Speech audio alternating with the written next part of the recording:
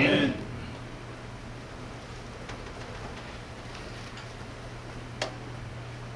우리 예수님을 잘 믿는 사람들 가운데 큰 실패를 겪었거나 그 다음에 큰 질병을 경험하시고 치료된 다음에 이런 간증을 하시는 분이 있습니다. 내가 그때 그런 어려움을 겪지 않았으면 어쩔 뻔했나.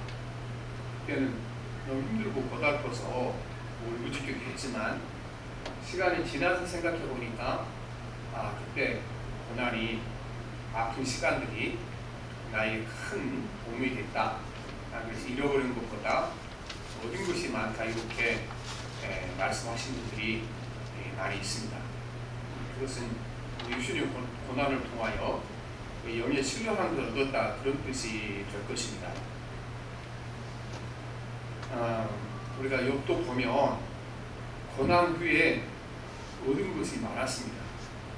하지만 욥이 얻은 것 중에 가장 필요한 것은 그는 하나님께 대하여 깊이 알고 바로 아는 기회를 얻었기 때문에 그렇습니다. 그래서 우리가 욥기의 최고의 고백은 우리가 지난주에 했던 것처럼 5절 말씀입니다. 내가 죽게 대하여 귀로 듣기만 하였사오니 이제는 눈으로 주를 배우나이다. 욥의 최고의 고백이고 최고의 복이 여기 있는 줄 믿습니다. 오늘 말씀이 보면 욥은 모든 것을 회복하고 그 재산이 정확하게 2배가 되었습니다. 오늘 10절 말씀 보면 욥이 그의 친구들을 위하여 기도할 때 여호와께서 욥의 공경을 돌이키시고 여호와께서 욥에게 이전 소유보다 갑절이나 주신지라 말씀하십니다. 정확하게 갑절을 주었다는 것을 알리시기 위하여 숫자를 기록하고 있어요. 숫자를 기록하고 있는데 우리 12절 말씀은 같이 보시자. 여호와께서 욥의 말년의 욥에게 천보다도 복을 주시니 양 14,000과 낙타의 5,000과 소천주리와 암낙이 1,000을 놓고 그랬죠. 이제 여기 1장 3절에 보면 욥이 여기 고난당하기 전에 재산이 얼마였는가 다 소개하고 있거든요. 여기 재산을 그냥 쓴 건 아니고 나중에 이 이야기 쓰려고 진짜 그 이야기 쓰는 거예요. 그리고 정확합니다. 이게 2배가 정확해요. 2배가 보면 양 14,000인데 그때 양이 7,000마리였고 낙타이 6,000인데 그렇죠? 그때는 양이 3,000이었고 소 1,000결인데 그때는 소가 500결이고 암낙이 1,000이었는데 암낙이는 그때는 500마리. 정확하게 그래서 2배를 줬다. 이거를 확증하기 위해서 숫자를 그대로 적어놓고 있습니다. 욥이 재산의 2배를 받았고 건강도 회복을 하였고 사회적 지위도 다 해결을 받았습니다.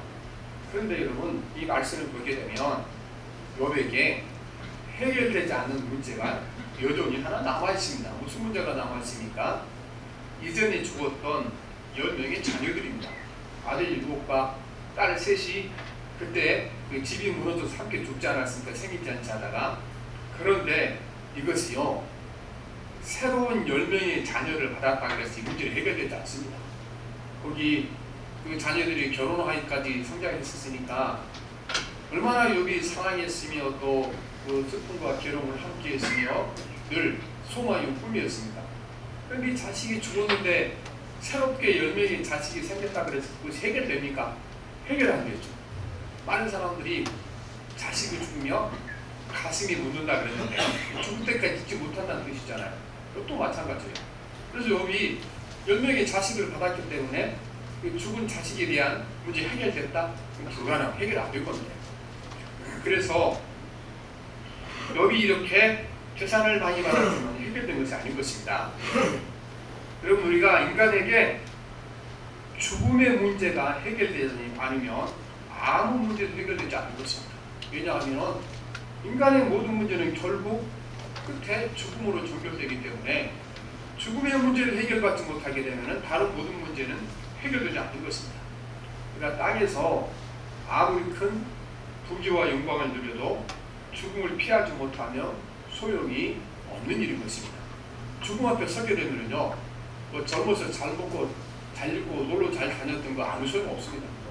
오히려 우리가 잘 사는 사람일수록 주의가 높은 사람일수록 죽음이 더 두려운 겁니다. 죽음이. 그래서 인류 역사에 보면 진시황을 비롯하여 수많은 권력자들, 군사자들이 뭘 제일 두려워했습니까? 죽음을 제일 두려워했죠. 그렇지 하여튼 죽지 않으려고 노력을 하고 오래 살려고 노력을 했지만 별 효과를 거두지 못했습니다. 그래서 이 죽음의 문제를 해결하지 못하게 되면 인간이란 아무리 세상에 화려하게 살아도 크게 성공해도 아무 문제가 해결되지 않는 것입니다. 오히려 차라리요, 어렵게 살고 질병에 시달리고 고난당한 사람들, 이분들이 사실은 죽음에 대한 두려움이 덜합니다. 죽음에 대한 두려움이. 그래서 욥도 보면 욥이 그 절정의 고통의 세기를 이루어졌을 때 어떻게 말하니까 나의 가장 큰 소원은 죽음이다. 그렇게 얘기합니다. 욥기 3장 21절 22절을 보면 이러한 자는 죽기를 바라도 오지 아니하니, 이러한 자는 욥 자신이죠. 땅을 파고 숨긴 보배를 찾음보다 죽음을 구원하는 것을 더하다가 금이나 은을 구하게 땅을 파는 것처럼 욥이 너무 고통스러우니까 죽음을 구했다는 겁니다. 그리고 얻으면 심히 기뻐하고 즐거워하니, 차라리 죽음이라는 것은 병들고 가난하고 없는 사람들에게 죽음이라는 것이 차라리 이게 그 고통이 덜하고 기다려지는 것이죠. 그래서 우리가 아무리 돈이 많아도 아무리 크게 성공해도 이 죽음의 문제를 해결하지 못한 이상 이것은 아무 문제 해결 안 되는 겁니다. 욥이 140살까지 살았습니다.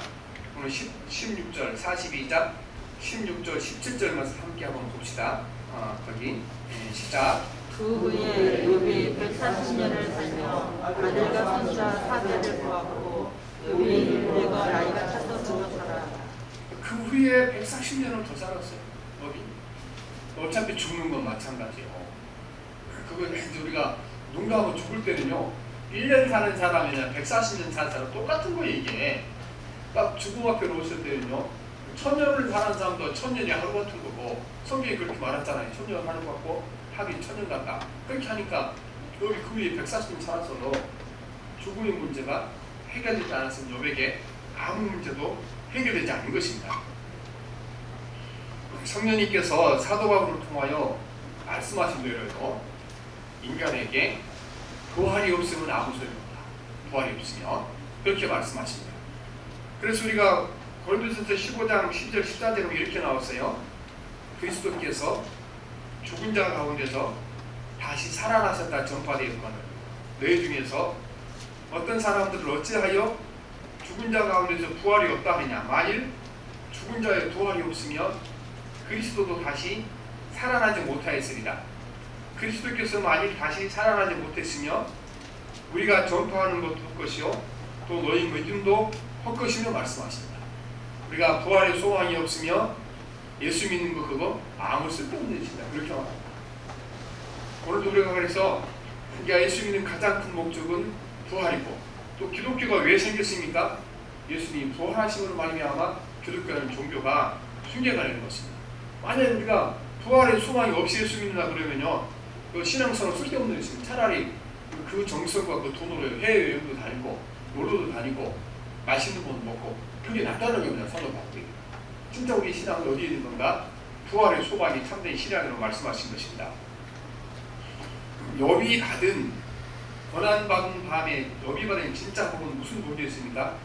하나님께서 욥에게 부활의 신앙을 확실하게 심어준 겁니다. 부활의 소망을 확실히 심어준 것입니다.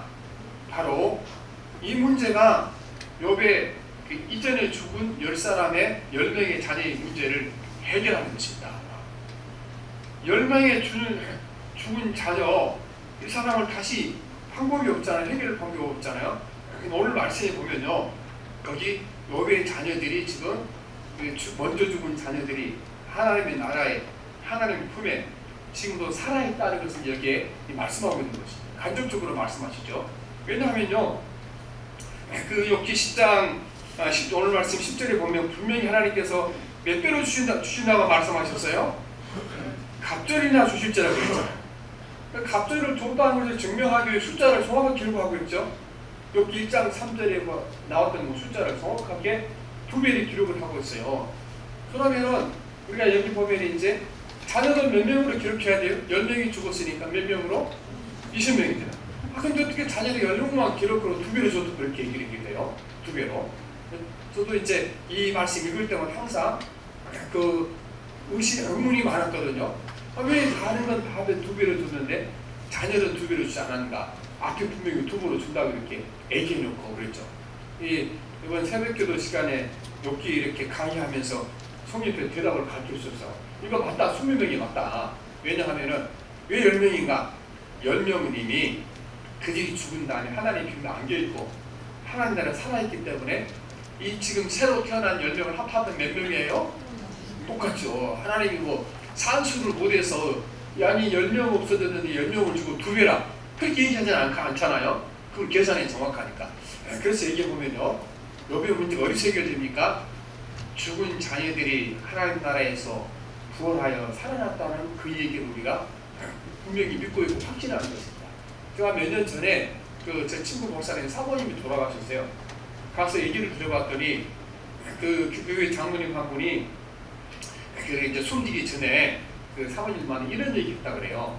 사모님 가시면 천국에 가시면요 우리 아버지를 꼭 만나봅시다. 안부 전해주세요. 그랬다는 겁니다. 왜 그 말 했냐 그러면요, 그 장로님 자녀가 그 이제 1년 전에가 죽은 거예요. 그 사모님이 돌아가시니까 사모님이 돌아가시면 거기 내 자녀를 만나실 텐데 안부를 전해주세요.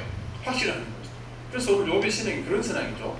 그 장로님께서 자기 자녀가 죽었는데 그가 예수 믿고 주 안에 죽었으니 하나님 품이 있는 줄 믿습니다. 그러니까 사모님이 가시면 내 아들을 만나거들나 안부 전해주세요 한 거죠.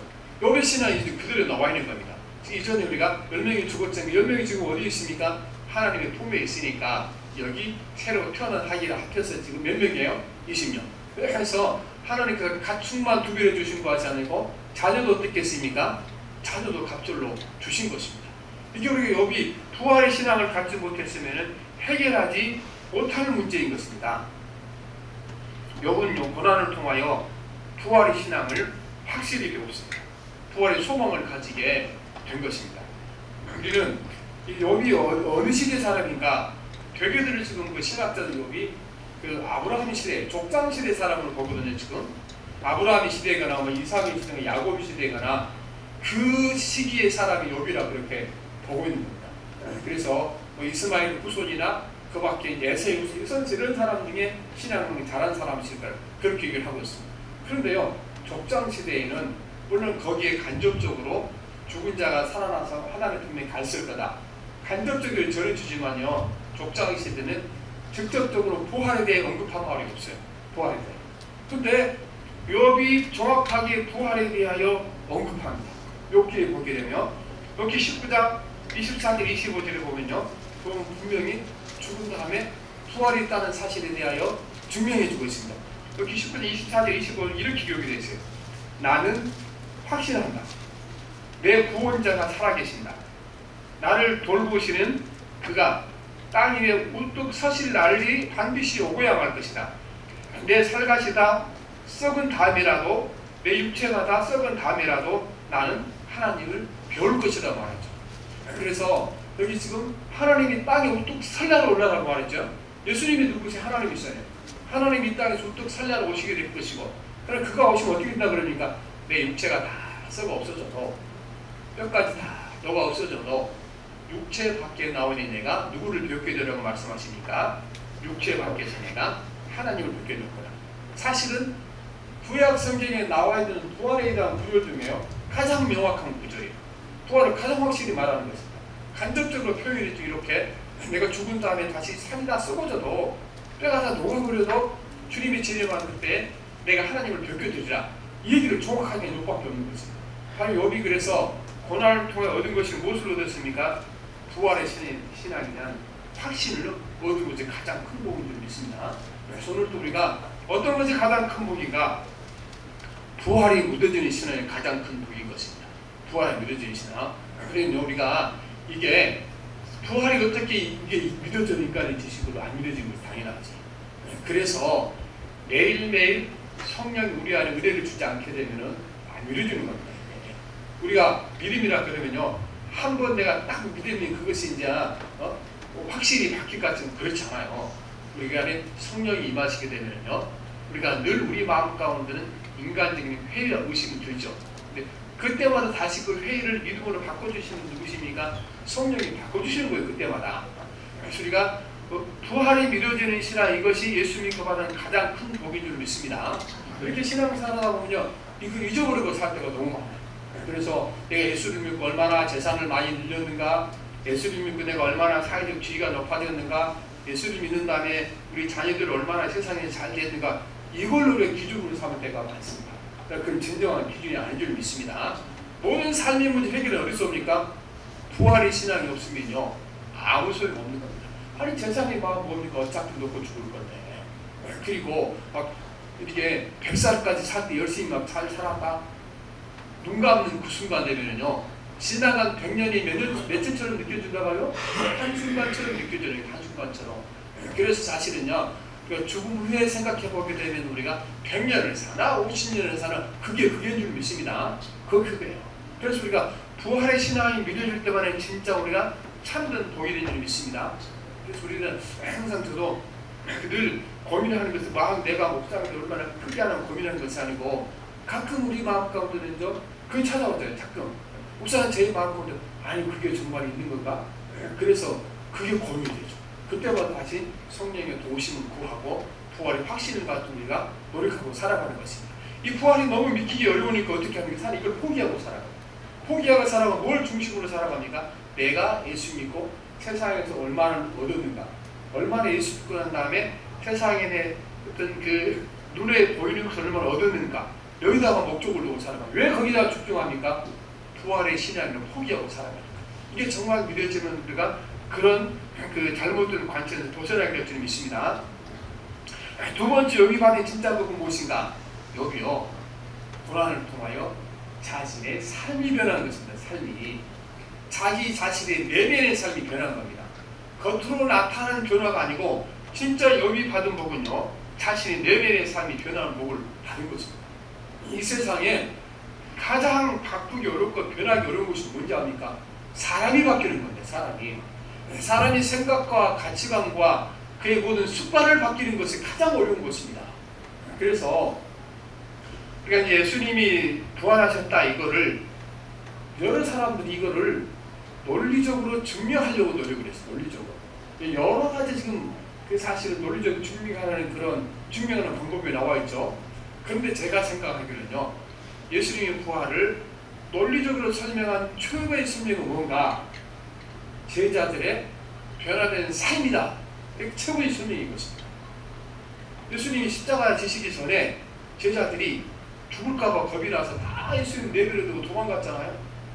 꽁치 빠지고 도망갔잖아요. 베드로 도망가고 죽을까 두려워서 나는 예수님 모른다. 예수님 저주까지 했다 그래요. 세 번씩이나. 그런데 대략 한 2개월 후에, 그렇죠? 예수님께서 이제 성령이 임하신 다음이니까 2개월 후에 이 사람들이 완전히 다른 사람으로 바뀐 거예요. 전에는 죽을까 봐서 벌벌 떨고 도망갔잖아요. 근데 이 사람들이 두려워하지 않을 거예요. 죽음도 두려워하지 않고요, 매 맞는 것도 두려워하지 않고, 감옥에 가면 두려워하지 않는 거예요. 그래서 사도행전에 보면은 사도들이 감옥에 들어갔다 나올 때 기뻐하면 나오더라. 사도들이 가서 매를 실컷 맞고 나오는데 기뻐하더라. 그렇게 하잖아. 아니 이 사람들이 왜 이렇게 바뀐 거예요? 그래서 부활하신 예수님을 만나지 못했으면은 절대로 이 사람이 이런 변화가 일어나지 못한다. 그래서 논리적으로 설명할 때 예수님이 부활에 대해 가장 좋은 설명을 바로 이거예요. 이거 제자들의 왜 그렇게 변했는지 설명할 길이 없다는 것입니다. 설명할 길. 그래서 우리는 예수 믿고 가장 큰 복이 뭔가? 우리 삶과 생활과 내면의 삶이 바뀐 것처럼 큰 복이 없는 줄 믿습니다. 그래서 오늘도 우리가 예수 믿고 내가 외형적으로 얼마나 이렇게 삶이 변했는가, 그게 중요한 것이 아닌 것입니다. 내면적으로 이렇게 변한 것이 가장 중요한 것이 믿습니다. 내면의 삶이. 그래서 우리가 정말 저 사람은 가난해도 행복하게 살아가고 병들어도 행복하게 살아가고, 이게 진짜 우리 하나님께 받은 복인 줄 믿습니다. 요분요 원래 그 철저하게 율법주의적인 사람이었고, 율법주의 사람은 특징이 있습니다. 자기 자신을 의롭게 여기는 사람들이었습니다. 이게 그 보면은 바리새인들이 신앙이죠. 바리새인들이 신앙이 철저하게 율법주의였습니다. 그리고 율법을 지키는 생명을 바쳤어요. 그럼 대신 그 사람들은 뭐가 문제인가? 율법주의가 자기가 철저하게 율법주의를 지키고 살아가고 율법을 안 지키면 벌 받는다. 이 생각이 중심입니다. 이 생각을 중심으로 살아가는 사람들은요, 이 사람들은 뭐가 문제인가? 주님께서 말씀하시기를 그런 사람들은 긍휼과 자비를 배우는 것이 어렵다. 그렇게 말씀하십니다. 요즘도 우리가 보면은요, 철저하게 율법적으로 지키고 살아가다 보면은 그게 긍휼과 자비를 배우기가 어렵습니다. 그래서 저도 저 자신을 가만히 생각해 볼 때다 상당히 율법주의고 상당히 자기를 과시하는 사람. 그래서 내 삶이 긍휼과 자비를 배우지 못하고 있다. 이런 고백할 때 많습니다. 그래서 저도 새벽기도 들을 때마다 개인기도 들을 때마다 가장 많이 드리는 기도가 그겁니다. 하나님, 주께서 긍휼과 자비를 배우라고 말씀하셨는데 긍휼과 자비를 저에게 가르쳐 주셔서 기도할 때가 많습니다. 욥도요, 긍휼과 자비를 모르는 사람이었습니다. 왜냐하면 욥이 고난을 당한 다음에 어떻게 됐습니까? 욥이 주변의 모든 사람들이 다 욥을 떠나갔습니다. 떠나간 것 아니고 조롱하고 멸시하고 욥을 이렇게 욕했습니다. 그리고 또 어떤 일이 벌어졌습니다. 욥의 친구들은 욥을 위로한다고 왔는데요, 욥을 위로하는 것이 아니고 너 죄를 많이 져서 그렇게 큰 고난이 왔다. 이 죄를 회개하라. 이걸 계속 말하는 건데 욥에게, 고난당한 사람에게. 그래서 욥이 굉장히 분노했죠.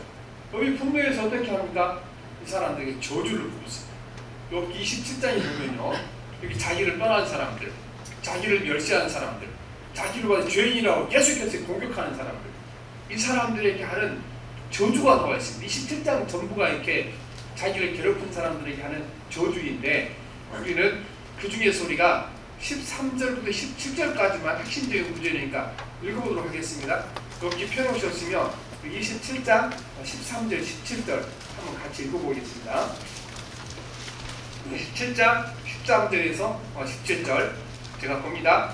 악인이 하나님 의를 등기, 포악자가 전능자에게 받을 산업은 이것입니다. 그 자손은 번성하여도 칼을 위하며, 그 후손은 음식물로 배부르지 못할 것이며, 그 남은 자들은 죽음의 병이 돌 때에 묻히리니 그들의 과부들이 울지 못할 것이며, 그가 비록 은을 흙들같이 쌓고 의복을 저녁같이 준비할지라도 그가 준비한 것을 의인이 입을 것이요 그의 은은 죄 없는 자가 취할 것이며 그랬습니다. 그래서 돈을 벌어봐도 쪽다가 망할 거고, 그 자식들이 배고픈 사람이 될 것이고, 그렇게 이제 쭉 저주를 하고 있지. 여기 보면은 그래서 자손이 번성하여도 칼에 죽으려고 태어난 사람이라 그렇게 말합니다. 그런데 이 고난을 겪고 하나님을 만난 다음에 욥이 어떻게 변합니까? 긍휼과 자비의 삶으로 바뀌는 것입니다. 긍휼과 자비의 사람으로 우리가 그리스도 안에 들어오게 되면은 사람이 변해야 되는 것이죠.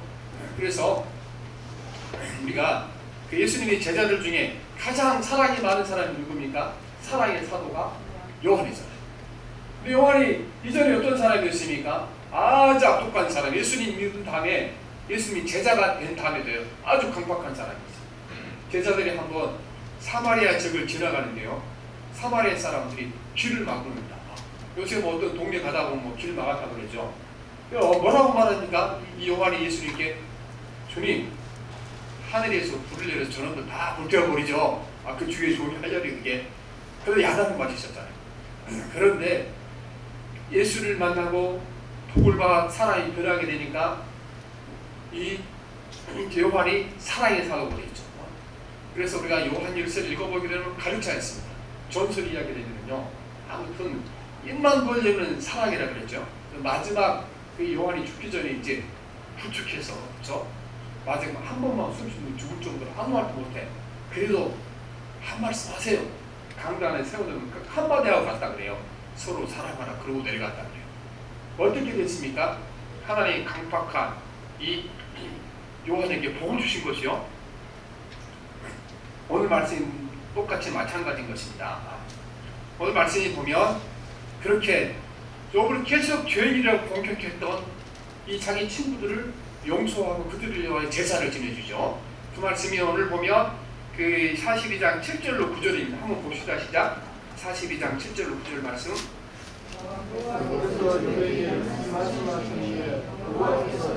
대만 사람 엘리바스에게 이르되 내가 너와 내 두 친구에게 노하나니 이는 너희가 나를 가리켜 말한 것이 내 종 욥의 말같이 옳지 못함이니라.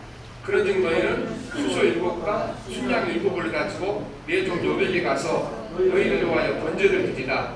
내 종 욥이 너희를 위하여 기도할 것인즉 내가 그를 기쁘게 거두리니 너희가 은밀한 만큼 너희에게 묻지 아니하리라. 이는 너희가 나를 가리켜 말한 것이 내 종 욥의 말같이 옳지 못함이라. 이에 대만 사람 엘리바스와 수아 사람 빌다시 나마 사람 소발이 가서 여호와께서 자기들에게 명령하신 대로 행하니라. 여호와께서 욥을 기쁘시게 받아주셨다. 욥이 그 친구들을 위하여 기도할 때 여호와께서 욥의 공경을 돌이키시고 이렇게 말씀하면서 보이는 거죠. 우리가 보면요, 그 가끔 목사님들 가운데서도요 원수 지고 사람이 있어요. 왜 원수를 전다 해보면은 옛날에 자기한테 독한 말 한마디 했다. 그렇죠? 여러분들도 그렇잖아요. 독한 말 한마디 그게 막 마음이 쌓이고 쌓이죠. 평생 원수로 살아가잖아요. 그런데 욥기를 쭉 읽어보면요, 욥의 세 친구가 욥한테 하여튼 얼마나 험한 말을 했는지 몰라요. 험한 말을. 욥이 너 죄 지어서 고통당한다. 그렇게 욥이 내가 하나님께 죄이긴 하지만 니들이만은 그런 죄, 살인을 했거나 간통을 했거나 도둑질을 했거나 그런 죄 안 지었다. 욥의 친구들이 뭐라고 먼저 합니까? 네가 죄를 안 지었으면 네 자식들이 죄를 지었다. 이렇게 나와요. 그런데 이 친구들을 위해서 용서하도록 기도해 주죠. 그리고 여러분 중요한 것은요, 욥이 이렇게 두 별의 재산을 회복하는 일이 어디서 일어났습니까? 바로 이 친구들을 용서하는 그 순간 욥이 재산이 두 배에 늘고 모든 것이 회복됐다는 것입니다. 그래서 오늘 말씀에 보면 우리가 거기에 분명히 나와 있죠. 여기 보면은 10절 다시 봅시다. 한번 시작. 욥이 그의 친구들을 위하여 기도할 때 여호와께서 욥의 공경을 돌이키시고 여호와께서 욥에게 이전 모든 소유보다 갑절이나 주신지라. 언제 하나님께서 욥의 모든 걸 회복시켜 주셨습니까? 친구들을 용서하고 그들이 위해 제사를 드릴 때 그때 회복된 줄을 믿습니다. 그래서 우리도 이런 분 많아요. 하나님, 내가 없다고 종자식이 돈 많다고 나를 이렇게 무시하고 천대하는데 내가 복수 좀 하게 해주세요. 내가 저 사람보다 재산을 2배 되게 해주시고 우리 자식들을 2배 잔뜩해서 저 사람 코를 팍 죽이고 나한테 꼼짝 못하게 해주세요. 그렇게 기도하고 응답을 할 줄 믿습니다. 왜냐하면은요, 욥이 친구를 용서하니까 2배를 해주신 거예요. 용서하니까. 하나님, 어차피 인간이란 다 그런 거니까 용서하시고 나에게 복 이렇게 기도해야 되는 것이지. 욥이 진짜 복을 받은 그래서 친구를 용서할 때 2배로 회복되는 복을 받을 줄 믿습니다. 그 다음에 보면요, 우리가 그 욥의 친구들이 욥을 찾아와서 친척들, 친구들, 동네 사람들 다 찾아와서 욥이 회복되었다 그러니까 다 찾아와요. 찾아와서 욥에게 어떻게 합니까? 오늘 42장 11절 봅시다. 11절 시작. 모든 형제와 자매와 이전에 알던 이들이 다 와서 그의 집에서 그와 함께 음식을 먹고 여호와께서 그에게 내리신 모든 재앙에 관하여 그를 위하여 슬퍼하고 위로하고 각각 표식 하나씩과 궁궐이 하나씩을 주었다라고 했죠. 여러분, 이게요, 이웃 사람들, 욥을 아는 사람들 다 찾아와서 지금 잔치를 넣어가 한 음식을 나누고, 그리고 이 사람들이 욥에게요 그냥 오지 않았어요. 뭘 가지고 왔습니다? 캐시타는 지금 돈이거든요. 캐시타 하나, 금반지 하나씩을 다 준비해서 욥에게 준 거예요. 근데 여러분, 이게 가증스러운 거예요. 왜 가증스러운지 압니까? 이전에 욥이 진짜 금반지가 필요했을 때는 다 도망갔어요. 욥이 진짜 위로가 필요했을 때는 이 사람들 어떻게 했어요? 다 욥을 놓고 도망갔잖아요. 못 죽겠잖아요. 근데 회복되니까 이제 와서 막 아유 어떻게 고생 많았다 막 악수하자 그러고 금반지 가져오고 그러는 거예요. 이 사람들이 가증스러운 일인 거죠. 여러분 보면요, 이 사람들이 전에 욥이 고난당할 때 어떻게 행동했습니까? 욥기 19장 13절 19절을 보면요, 이 사람들이 이전에 어떻게 했는가 욥이 이렇게 말했습니다. 우리 한번 찾아보고 넘어갑시다. 욥기 19장 13절 19절. 일부러 제가 성경을 찾아보도록 하기 위해서 했습니다. 너무 귀한 말씀이니까. 그 13절 19절 이게 무슨 말씀이냐 그러면요, 욥이 고난당했을 때 형제들, 친구들, 아는 사람들이 여비가 어떤 식으로 이제 행동을 취했는가를 말씀해 주거든요. 우리 13절 19절 한번 봅시다. 시작. 나의 형제들이 나를 멀리 떠나게 하시니 나를 나는 모르는 사람들이 내게 낯선 사람이 되었구나. 내 친척은 나를 버렸으며 가까운 친지들은 나를 잊었구나. 내 집에 머물러 사는 자와 내 여종들은 나를 낯선 사람이 여기니 내가 그들 앞에 한국 사람이 되었구나. 내가 내 종을 불러도 대답하지 아니하니 내 입으로 그에게 간청하여야 하겠구나. 내 아내도 내 숨결을 싫어하며 내 허리의 자식도 나를 가련하게 여기는구나. 그렇게 하는 거죠. 이 사람들이 있어요. 하소하고 모른 척하고 멸시하고 청도했거든요.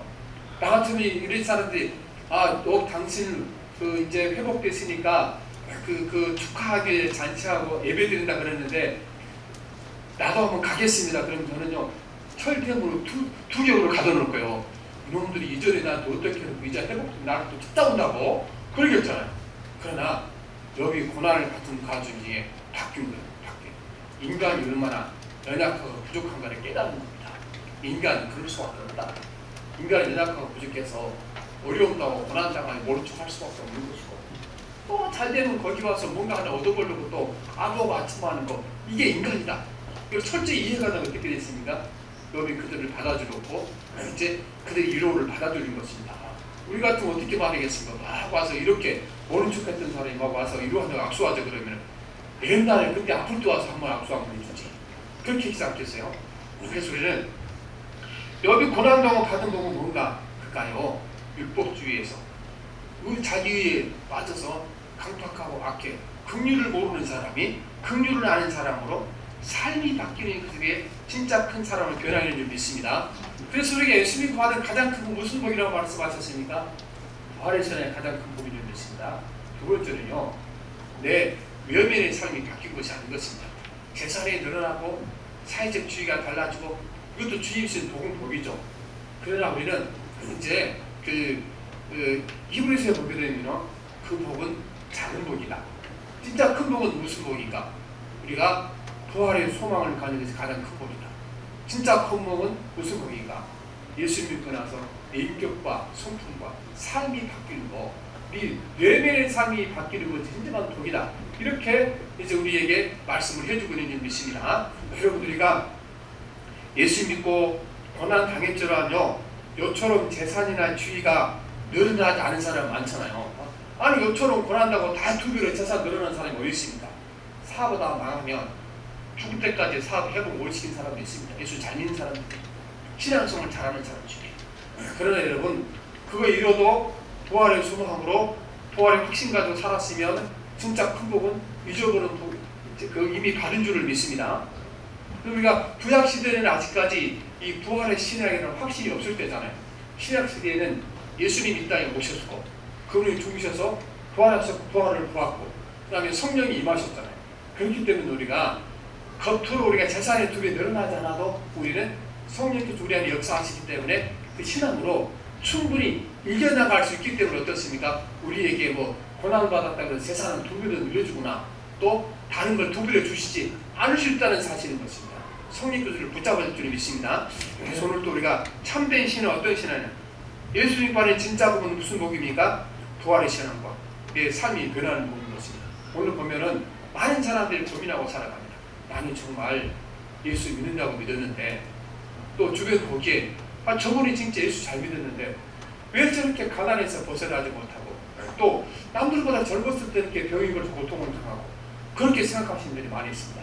우리는 옆처럼 우리가 주님 나라에 가서 보게 되면 우리가 왜 그런지 이유는 알게 되겠지만은 우리가 그래도 진짜 복은 무슨 복입니까? 우리가 부활의 신앙이 진짜 복인 줄 믿습니다.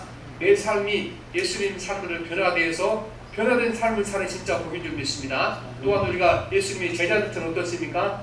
감옥에 가도 그 마음에 기쁨이 있고 매를 맞아도 기쁨이 있고 죽음 앞에서도 당당하고 기쁨이 있고 우리에게 이 삶의 변화가 일어날 때 그때 우리가 진짜 큰 복을 받는 줄 믿습니다. 저희 여러분이 이 복을 받을 때에 우리가 가서 진짜 복음을 세상에 전하는 사람이 되는 줄 믿습니다. 진짜 복음을 오늘 또 우리가 그리스도 안에 승리하는 저희 여러분 되기를 기도합니다. 살아계신 하나님 아버지, 오늘 우리는 욥이 재산을 두 배를 받은 게 진짜 복이 아니고 하나님 아버지, 잃어버린 자녀가 하나님 나라에 천국의 하나님의 품에 있으며 다시 여기 죽는 그날 잃어버린 자녀를 만날 그 천국의 소망이 부활의 신하에게 참된 복인 줄을 믿습니다. 오늘 또 우리가 하나님 땅에 아무리 많이 가져도 아무리 크게 성공해도 죽음 앞에 서는 그날 모든 걸 쓸모없게 된 줄을 믿습니다. 오직 부활의 소망만이, 부활의 신앙만이 인간의 모든 문제를 해결하는 근본적인 해결책이 된 줄을 믿습니다. 우리에게 부활의 소망을 주시니 감사합니다. 우리는 연약하고 부족하여 이 부활이 늘 흔들릴 때도 있고 의심할 때도 있지만 성령께서 이 믿음을 다하셔서 하나님 아버지 항상 우리가 부활의 소망을 굳게 붙잡고 살아가도록 도와주시옵소서. 하나님 우리가 예수 믿고 재산이 교미가 변하는 것, 내 주의가 변하는 것, 사회적 주의가 변하는 참된 복이 아니고 내 내면의 삶이 변하여 예수님의 성품을 닮아가고 예수의 인격을 닮아가는 참된 복인 줄 믿습니다. 우리에게 내 내면의 삶이 변하는 참된 복을 허락하시고 주께 해주시는 진짜 복을 받고 우리가 하나님의 사람으로서 어려움을 당해도 고난이 와도 기뻐하며 감사하는 성도가 되게 해주시옵소서. 너희 받은 진짜 복을 우리 모든 성도들이 받아 누리게 하여 주옵소서. 예수님 이름으로 기도합니다. 아멘.